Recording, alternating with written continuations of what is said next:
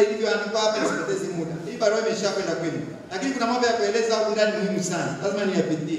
Wapendwa mapadri wote mnaofanya utume katika jimbo Katoliki Moshi, watawa wote wa kiume na wa kike mlioko jimboni Moshi, na waamini wote walei katika jimbo Katoliki Moshi, yahusu utaratibu maalum wa kuadhimisha jubilei kuu mwaka mtakatifu 2025, tukiwa tunaunganisha daima na mazoezi maalum ya kiroho yanayoendelea jimboni Moshi katika safari yetu ya sinodi na sinodi ya kwanza katika jimbo Katoliki Moshi. Utangulizi. Ufunguzi rasmi jubilei kuu kijimbo na kiparokia. Kwa vile askofu jimbo tayari amefungua rasmi jubilei hii katika kanisa kuu la Kristo Mfalme tarehe 29 mwezi wa 12 mwaka wa Bwana 2024, ninaomba ichukuliwe kwamba siku hiyo pia jubilei kuu ya mwaka mtakatifu 2025 ilifunguliwa katika kila parokia ya jimbo letu, zikiwepo na taasisi nyingine zote za kanisa. Kwa sababu hapa Moshi tumechelewa kidogo kwa sababu ya shughuli na mazoezi mengi mno ya kisinodi, lakini kama tutavyoongea tunakuta kwamba kwa kweli mazoezi ya sinodi yanafanana sana na haya mazoezi ya jubilei kuu. Ndio maana tunataka kuyaunganisha ili tusipate mahangaiko makubwa mno. Kumbe tuchukulie kwamba mapadri jubilei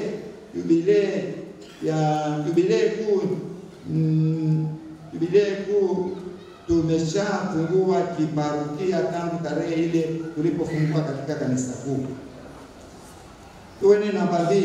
Kauli mbiu ya jubilei kuu 2025. Kauli mbiu ya jubilei kuu ya mwaka mtakatifu 2025 ni hii: jubilei kuu mwaka mtakatifu, mahujaji katika matumaini. Muhimu kuhusu mbiu.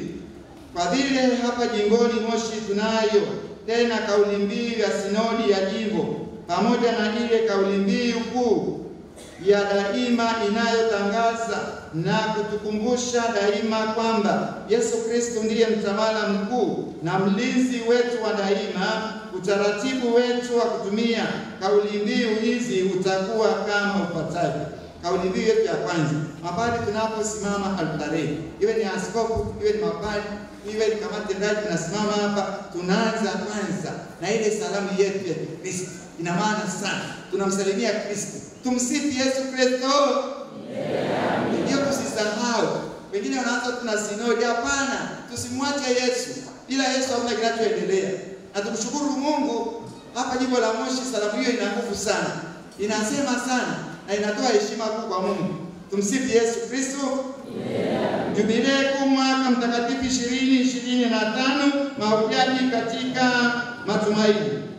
Yaani tukisema jubilei kuu mwaka mtakatifu 2025, mahujaji katika matumaini. Narudia, jubilei kuu mwaka mtakatifu 2025, mahujaji katika matumaini. Kumbe sio basi, mtazoea tu. 3, ndio inakuja sinodi jimbo Katoliki Moshi. Mnaona anakuja Yesu, alafu anakuja Baba Mtakatifu, ndiye ametangaza jubilei kuu, alafu inakuja sinodi. Moshi tunaingia hapo. Sala ya jubilei kuna namba 3, sala ya jubilei kuu mwaka mtakatifu 2025. Muhimu, sala hii ya jubilei isaliwe mara baada ya Injili kama tulivyofanya leo, na au baada ya sala ya waumini siku za Jumapili kama tulivyofanya leo. Lazima isaliwe, na tunaomba sana isaliwe. Tutakuwa na sala 2 muhimu sasa. Muhimu, sala ya sinodi ya kwanza ya jimbo Katoliki Moshi iendelee kusaliwa mara baada ya sala ya komunyo. Sisitizo, sala hii ya sinodi tuendelee kuisali kwa uaminifu kamili katika kila misa takatifu. Inaelekea kwamba mara nyingi tunaisahau na mahali pengine imeachwa kabisa, haisaliwi tena. Ninaomba tena tuendelee kuisali kwa ibada na uhai. Mapadri ni ombi hilo, sipanzia kwa mapadri, hata wasimamizi wa kanisa hawezi kufanya hapo. Naomba sana mapadri, kila misa na kama tukiwa na misa 4 kwenye parokia, kila misa kwenye kile hiyo misa isaliwe matumizi ya mabango. Kutakuwa kuna umuhimu wa kutumia mabango maalum ya kutangaza jubilei hii kuu mwaka wa 2025. Mpendwa Padri Dr. Faustini Furanga na vijana wake katika ofisi ya mawasiliano watatayarishia mabango maalum ya kutangaza jubilei hii kuu 2025. Naomba sana kila taasisi ya kanisa katika Jimbo Katoliki Moshi watumie mabango hayo maalum yatakapokuwa tayari. Padri Faustini tunakomba kujitahidi atoke hivi mapema. Namba 5, kitabu cha jubilei mwaka wa jubilei 2025. Hiki ni kitabu kilichotolewa na Baraza la Maaskofu Katoliki Tanzania TC, ambacho ni tafsiri ya Kiswahili ya utaratibu wa maadhimisho ya jubilei ya mwaka 2025 kiulimwengu. Kila padri anapaswa kuwa na nakala yake. Waamini pia wanashauriwa kujipatia nakala hizo, lakini zinapatikana. Namba 6, makanisa maalum ya hija katika Jimbo Katoliki Moshi. Makanisa yafuatayo yameteuliwa tena rasmi na Askofu Jimbo kuwa ndiyo makanisa maalum ya kufanya hija takatifu hapa jimboni Moshi. Kanisa Kuu Kristo Mfalme mjini Moshi. Namba 2, Parokia Bikira Maria Mama wa Lourdes ile mama. Namba 3, Parokia Bikira Maria Mpalizi wa Mbinguni Kibosho. Namba 4, Parokia ya Katarina wa Siena Mkuu Mama. Namba 5, Parokia ya Utukufu wa Msalaba Ungwe. Parokia ya Mtakatifu Yohane Mbatizaji Useri Rombo. Parokia ya Watakatifu Malaika Wakuu Himu hapa tulipo. Parokia ya Familia Takatifu Hai mjini. Hayo takwako na kila vikari naona imepata parokia 2. Hayo kama mnataka kwenda na basi hija yale makundi yatakuwepo huko, yatakwenda huko. Na inafuata hapa sasa kuelezea makundi. Kutakuwepo na maadhimisho ya jubilei namba 7. Kutakuwepo na maadhimisho ya jubilei yatakayofanywa na makundi mbalimbali kwa kadiri yalivyoainishwa na kanisa la kiulimwengu, kanisa la kitaifa TC, lakini zaidi sana yaliyoonekana ya pekee zaidi katika kanisa la jimbo, yani Jimbo Katoliki Moshi. Makundi hayo yaliyowekewa mkazo hapa jimboni kwetu ni kama yafuatayo. Kutakuwa na jubilei ya vijana, wataambiwa siku na itapangwa na kabla mwezi mmoja kabla ili wajiandae. Kwa sababu sasa tuna matukio tena ya sinodi, hatuwezi kwenda naye tu kama DC walivyotuandikia au kanisa la Jubilei lilivyotuandikia. Hatutafika, maana na sisi jimboni tuna mambo mengi mno. Kumbe mtapata utaratibu ambao jimbo litawawekea, lakini kuna nyingine ambazo tayari zinaingia mahali tu kuendana na zilivyo, kuendana na tarehe nyingine, kuendana na tarehe zenyewe. Mtasikia hapa. Ya kwanza kutakuwepo na jubilei ya vijana. Namba 2, siku ya kuabudu. Kutakuwa na siku ya kuabudu Ekaristi Takatifu kwa siku nzima kwa kila parokia teule, kaplano na nyumba za watawa. Muhimu pale panapowezekana pia uwepo na mkesha wa kumwabudu Yesu wa Ekaristi kiparokia kwa usiku mzima. Namba 3, kutakuwa na jubilei ya wagonjwa na wahudumu hospitalini. Kichungaji imeonekana kwamba haya tunayosema tumeshaketi sana, na tumeketi na dikajenero, tukaketi na mavikari wote, tukaketi na hao mapadri wetu walioko kwenye sasa, maana kwa sababu sinodi imetawala sana hivi kwamba karibu kila siku ni sinodi. Kwa hiyo tumeketi pia na sio kamati endeshi, tunaita kamati kuu ya sinodi na tena tukaja tukaunganisha na mwenyekiti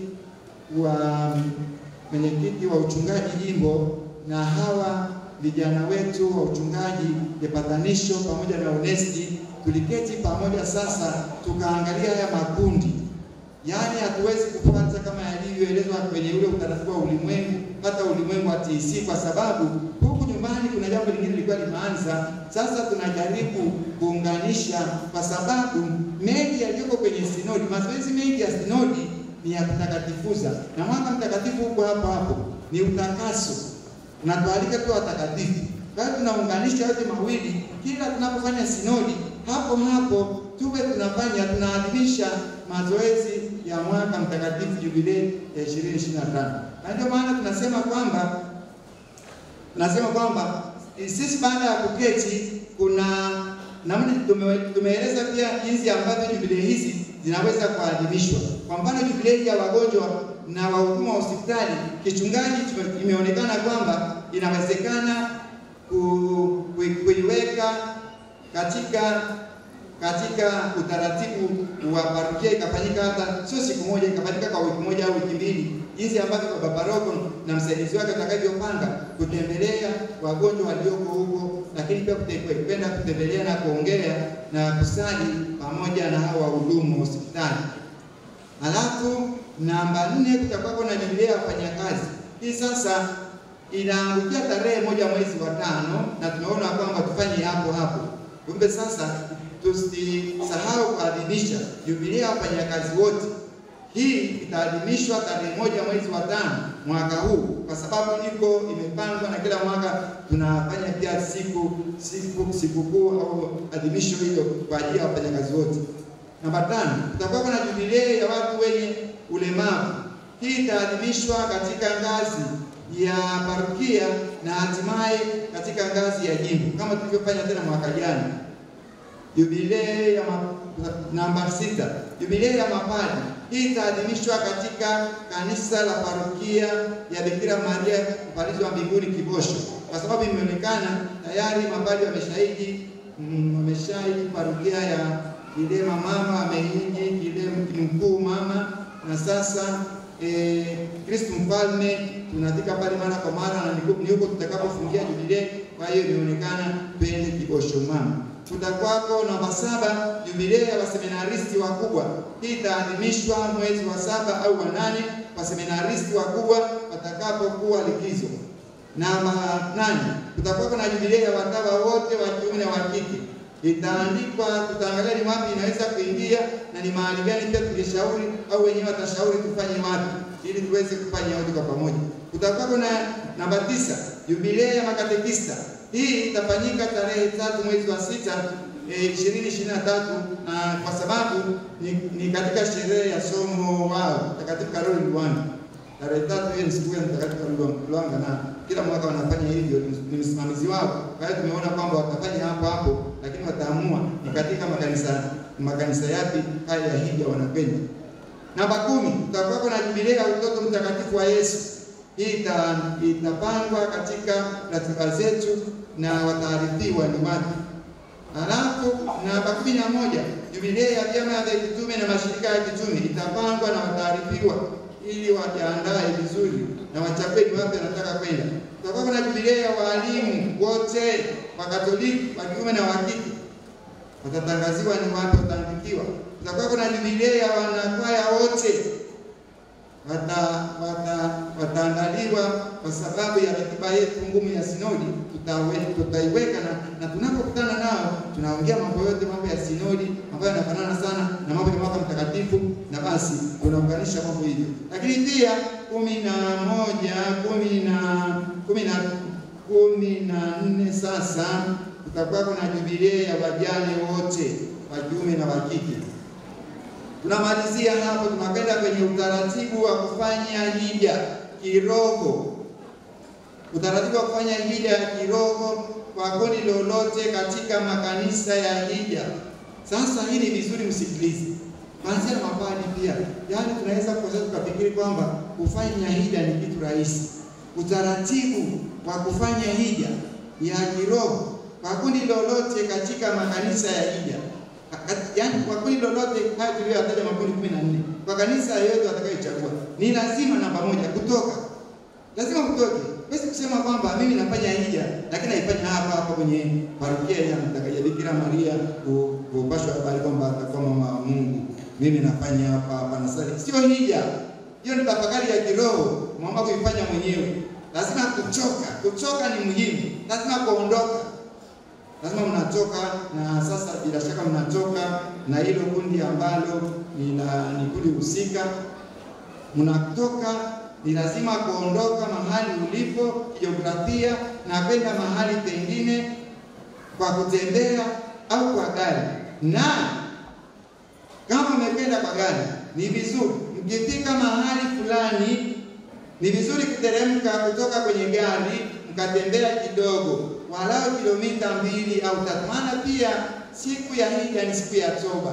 Kwa hiyo mimi naona hata kule Roma, yaani kwa kweli wanapotembea sasa hivi pamoja na wao kuna magari, wanaanzia kule Maria Maggiore kule bali kule, wanakuja kanisa la Mtakatifu Petro, ni kama kilomita 6. Wanaanza saa 11 asubuhi. Ni toba pia. Kwa hiyo msende na magari eti unateremkia pale ile mama unaingia huko ndani kutoka kwenye magari. Sasa hapo itakuwa tu special speed, ni too modern speed. Lazima ipate utaratibu wa kanisa. Namba 2, ni lazima kupeleka taarifa kwa baba paroko kwa parokia ambayo kundi husika limeamua kwenda kufanya hija. Yaani amwezi kuamkia tu hapo kwenye parokia ya Himo na baba paroko wa Himo hana habari wala msaidizi wake. Maana baba paroko au msaidizi wake ni lazima awapokee. Unakwenda mnakusanyika mbele ya mlango, alafu anatoka nje na watumishi na msalaba na teso na maji ya baraka, kuna ibada ya kubariki na kuingiza ndani. Lazima mpokelewe, ni utaratibu wa hija yoyote ile. Alafu baba paroko wakili wake ndiye anayepokea mahujaji katika parokia yake mbele ya mlango mkuu wa kanisa kwa sala maalum. Sasa kwa mfano haiwezekani kwamba kwa mfano sasa pale paroko anaenda hiji na kundi lake, alafu anafika pale Useri. Sasa pale Useri tena yeye ndiye anayeongoza kundi, mara moja tena anakwenda kule mbele anawapokea. Hapana, na yeye anahiji anapokelewa. Hawezi, lazima kufuata utaratibu. Alafu namba 3, wanapokwenda hija ni lazima kusindikizwa na padri, hasa vijana wetu, kama sio ya mapadri au ya watawa ambao ndani yao kuna mapadri. Kila kundi la walei ni vizuri sana kusindikizwa na padri au mtu mwingine maalum, mtawa au mwingine aliyechaguliwa na paroko au na taasisi husika. Ni lazima kundi husika litawaliwe daima na roho ya sala, nidhamu, utii, tena kuwa daima na nia maalum katika kufanya hija husika. Kwa mfano, ni nini ninatamani kupata katika hija husika? Ni tunda gani au ni fadhila gani ya kiroho ninaomba kupata katika hija hii husika? Basi unaifanyia kazi upate kweli hilo tunda. Kule mwishoni kabisa utakafika mwisho pale mazoezi ya hija. Namba 4, ni lazima baada ya kupokelewa na kuingia kanisani kuwepo na mafundisho maalum yatakayojikita katika neno la Mungu au mafundisho maalum ya kanisa au ya kiroho yatakayotolewa na padri au mtawa au mlei anayeaminika na ameteuliwa au kutumwa na kanisa, kutumwa rasmi na kanisa afanye hivyo. Lazima, yani unapokwenda lazima tuwe tumeshaandaa ni kwamba ni nani anakuwa baba wa kiroho kwa kweli? Ni nani atatulisha neno la Mungu? Ni nani atatueleza nini zaidi nini maana ya jubilei na namna ya kuiadhimisha? Lazima mfanye hivyo. Na kama ni fadhili yani baba paroko sasa anawapeleka yeye mwenyewe tena naye anasali. Hawezi pamoja na kwamba anaweza kuwa ni mtaalamu sana anasaidia sehemu nyingine, akaanza tena pale kuwahubiria. Lazima naye ahubiriwe.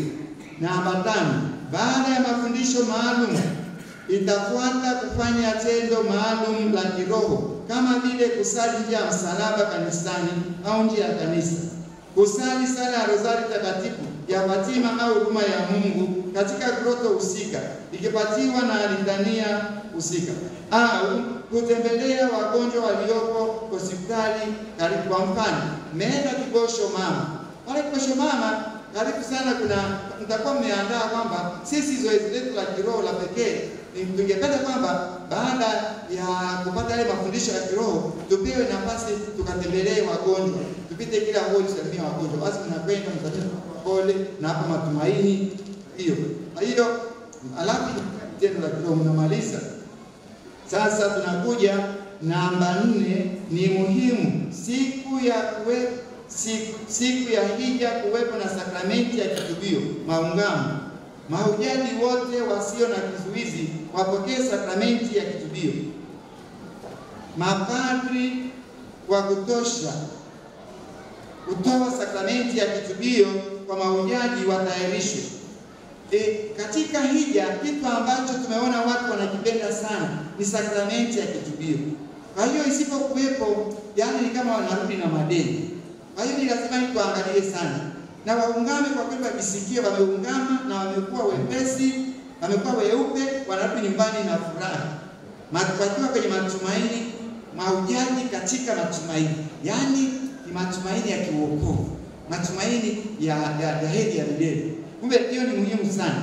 Kama kwa mfano sasa ni mtu yuko kwenye suria, alafu anania njema sana, anapenda kwenye hija. Sasa yani anajizuizi, hawezi kuungama. Lakini kwa vingine kama watu wako kwenye hali ya kawaida tu, waungame wote. Ili pia huku mwishoni kuna swala la rehema kamili linalodai maungamo. Kwamba mtu awe ameungama na amepokea Ekaristi ndio apate rehema kamili. Liko huku mwishoni. Misa takatifu. Mahujaji wote misa takatifu. Mahubiri yalenge kuendelea kuwaimarisha mahujaji, kutunza na kukuza neema na matunda ya kiroho walioyapata katika siku hiyo maalum. Mahujaji wote wasio na kizuizi wapokee Ekaristi takatifu. Namba 8, rehema kamili.